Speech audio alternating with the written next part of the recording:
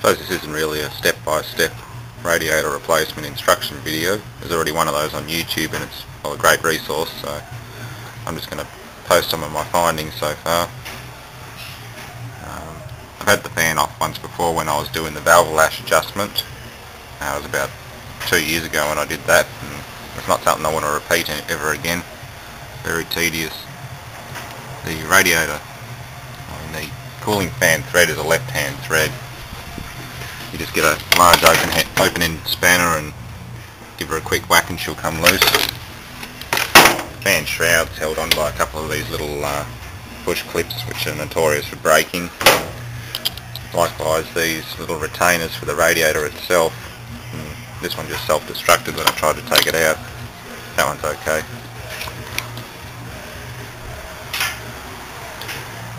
This little fitting here used to be twice as long as this, and it basically just crumbled apart in my hands as I took the radiator hose off. So I'm glad I didn't bother trying to get this one rebuilt. The plastic's just gone too brittle and soft. It's virtually mushy actually. I'm not sure what it is. It might be glass-filled nylon or something, but it doesn't last that long. Not like the old brass tanks anyway. At least those things you can solder up when you get a pinhole leak. These things here have to be torn down and rebuilt completely. Now, these radiators incorporate an automatic transmission cooler in them. Not a very big one, but you still have to disconnect and seal up the lines as best you can. I've used one of the dust caps from the new radiator to cover that hole down there. There's still a fair bit of fluid in there which will just go everywhere if I left it open. Likewise, once you've done that and installed your new radiator, always check and top up your automatic transmission afterwards. You don't want to run it low on oil because you lost half a litre or whatever's inside this cooler. Well, this is the old radiator. As you can see, the core's just plugged up with crap. This is the side that's trapped between the air conditioning condenser, so you can't even see or access it without pulling the radiator out. It's a mess.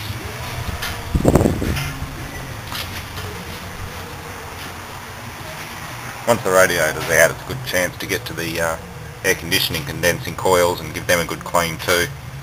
Air has to pass through them before it gets to the radiator, so if they're blocked, then, well, you're in trouble. It's not just your air conditioning that'll suffer. Right down the bottom there is the, over there's the air conditioning condenser, or compressor, sorry. Almost finished installing the new radiator. No hang-ups so far, all the hoses fit nicely. The hoses are fairly recent actually, so the rubber's still nice and pliable. If they were too old I would have ordered replacements. Auto trans hoses are on properly. I've got some fluid in the workshop that I can top her up with. There's 4 little rubber pieces that have to be salvaged off the old radiator. 2 round bushes that go down the bottom that the radiator sits on the chassis either side, and 2 that fit in here with these retaining clips. This clip snapped a bit, but it seems to be holding in alright. Might just put a big cable tie around it anyway. The other clip's okay. That's all that really holds it in, it's just these 2 plastic clips at the top, and then it tilts forward and lifts straight up. Very easy. Just got to get the fan shroud and fan a bit of a clean up and whack it back together. Well, that's about it, folks. Fan and shroud go back on, just the reverse of how they came off. These little press clips are the only thing that holds it on. There's little tags that it slots into down the bottom, and these are the only real fasteners, although the other one over there is busted, so I just cable tied it off, just as the previous owner had anyway. Replacement clips and press-in things for these cars are actually quite expensive if you have to buy them from BMW, so make do with what you've got. All I've got to do is fill her up and give her a pressure test. This is the bleed screw for when you're filling. You loosen this off and any air that's trapped inside this thermostat body and the head can be bled out. You just shut the screw once the coolant starts bleeding out. Obviously filling's up here. Another problem I had with this was that this bottom part of the cap broke away and this O-ring dropped into the tank. So all it did was it siphoned its coolant out through the dump, and threw up a low coolant message, but you can make do by loosening the cap off so that the system doesn't pressurise, and just top it up with water and get home.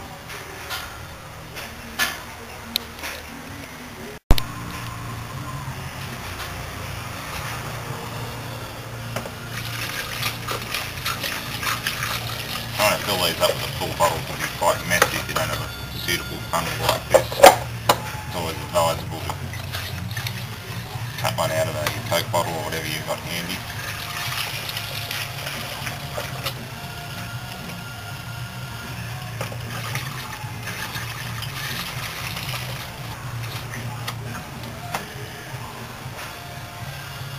Basically you just got to let it settle for a while. You can hear air coming out of the bleeder valve on top of the thermostat housing.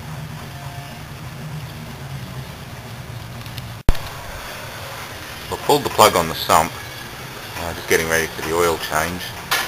I always do this when the engine's warm, the oil's a bit thinner, flows better.